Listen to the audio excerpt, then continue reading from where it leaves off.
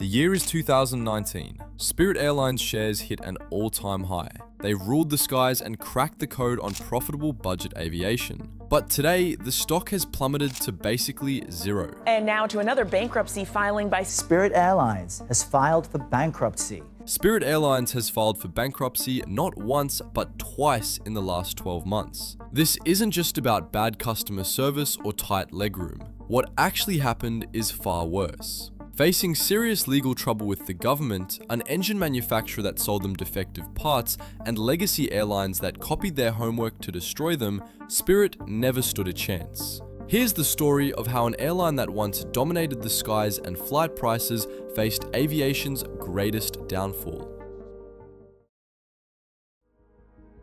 In the early 2010s, Spirit didn't just fly planes, they ran a psychology experiment. Under the CEO Ben Baldanza, Spirit understood something about the American travelers. They like comfort, snacks, and friendly service. But when a $29 flight shows up next to a $150 flight, they always pick the cheap one, even if it's less comfortable. They called this the unbundling. In economics, this is stripping a product down to its atomic unit. Spirit argued that a plane ticket is just a right to be transported. Everything else, like the bags, water, picking your seat, is a luxury product. Need to bring a carry-on that doesn't fit under the seat? That'll cost you $40. If you want to pick your seat, that's another $50. But this strategy worked. Between 2011 and 2015, Spirit's revenue more than doubled. Their profit margins were the best in the industry. Spirit was America's first real ultra-low-cost airline. But this model had a fatal flaw. It relied on being the only cheap option. Spirit's success forced the giants Delta, United, and American to wake up. They realized they were bleeding market share to Spirit. So they didn't try to beat Spirit on service, they needed to beat Spirit at their own game. They introduced basic economy, and it was brilliant. Legacy airlines used segmentation. They offered a bare-bones ticket to match Spirit's pricing algorithms. Suddenly, the math changed for the traveler. If Spirit is $40 and Delta is $60, you might fly Spirit. But if Spirit charges you $50 for a bag and Delta charges the same, the gap vanishes.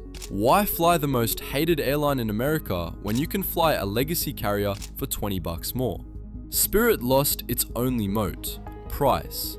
They needed a new strategy, so they introduced extreme aircraft utilization. Spirit managed to cram more seats to their plane than anyone else.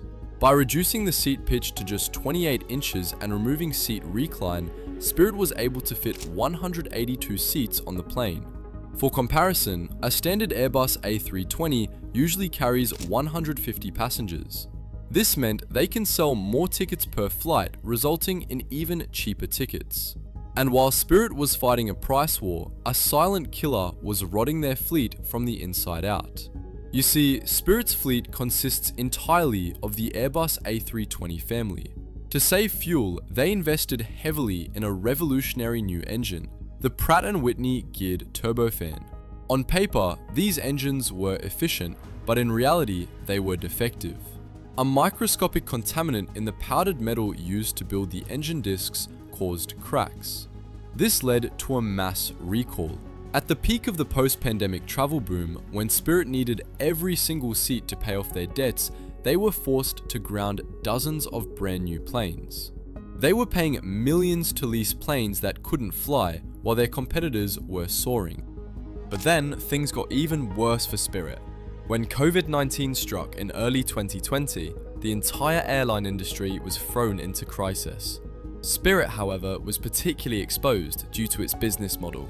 Unlike larger carriers with diverse revenue streams from business travel, international flights, and cargo, Spirit depended almost entirely on price-sensitive leisure travelers, the very segment that vanished almost overnight. Its focus on vacation hotspots like Las Vegas, Orlando, and the Caribbean became a liability as these markets shut down completely. Spirit's main strength, keeping planes in the air, disappeared as travel restrictions forced widespread grounding. In the second quarter of 2020, the airline's capacity plummeted by 83%, leading to a $144 million loss in just 3 months. By year's end, Spirit had accumulated losses exceeding $500 million. Even more concerning was how the pandemic changed passenger priorities. Pre-COVID, Spirit counted on price as the main driver for travelers. Post-COVID, passengers began valuing flexibility, cleanliness, and personal space, areas where Spirit struggled. Legacy carriers adapted by eliminating change fees and improving their basic economy offerings, making it harder for Spirit to differentiate itself, just as rising costs forced the airline to increase fares. And when travel started to recover in 2021, Spirit faced another hurdle: severe staffing shortages. Thousands of employees had been furloughed or laid off during the pandemic, and the airline couldn't hire fast enough to meet demand. For the sixth straight day, it's canceled hundreds of flights, leaving customers stranded or forced to pay more on other airlines. In August 2021, Spirit cancelled over 2,800 flights in just 10 days, stranding tens of thousands of passengers and costing an estimated $50 million. By 2022, Spirit knew they were in trouble. They needed a lifeline and found one in JetBlue. JetBlue offered $3.8 billion to buy Spirit. It was a huge offer. It would have saved shareholders and created a real competitor to the Big Four airlines. But the Department of Justice stepped in. They sued, saying that if JetBlue bought Spirit, the low-cost option would disappear, hurting budget travelers. The irony is striking. The judge ruled Spirit must stay independent to protect the Spirit's passenger. But by blocking the merger to save cheap fares, the court basically sentenced Spirit to failure. Without JetBlue's money and with failing planes, Spirit was left struggling with $3 billion in debt.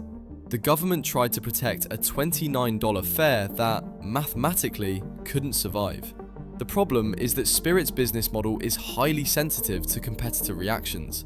Unlike in Europe, where Ryanair and EasyJet often operate at smaller, less competitive airports, Spirit flies mainly from major US hubs, directly competing with established airlines.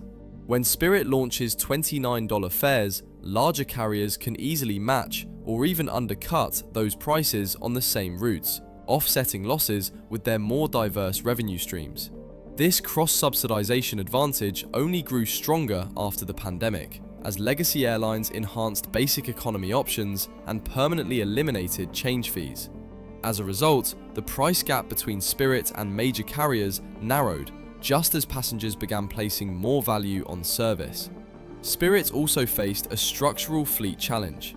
Their strategy of packing more seats into each plane was highly effective when fuel prices were high and flights were full.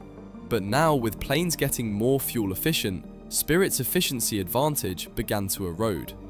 In February 2024, Spirit came out with a restructuring plan once and for all. They planned to retire 26 of their planes and cut a number of routes in smaller and mid-sized markets where competition was the toughest. They thought this will boost annual profits by $80 to $100 million, but it would come at the cost of losing a big portion of market share. They also started selling their older planes. According to a filling, getting rid of those planes would bring in over $500 million that they desperately needed. Spirit made a very risky move. They were moving away from its ultra-low-cost flights. In May 2024, the airline introduced Spirit Plus, a premium seating option featuring extra legroom, complimentary drinks, and priority boarding. Industry analysts interpreted the move as a clear signal that the original business model was no longer sustainable. But these changes haven't helped boost investor confidence. Their stock kept dropping. They had lost $800 million in just 2024, and in August 2025, the company filed for Chapter 11 bankruptcy for the second time.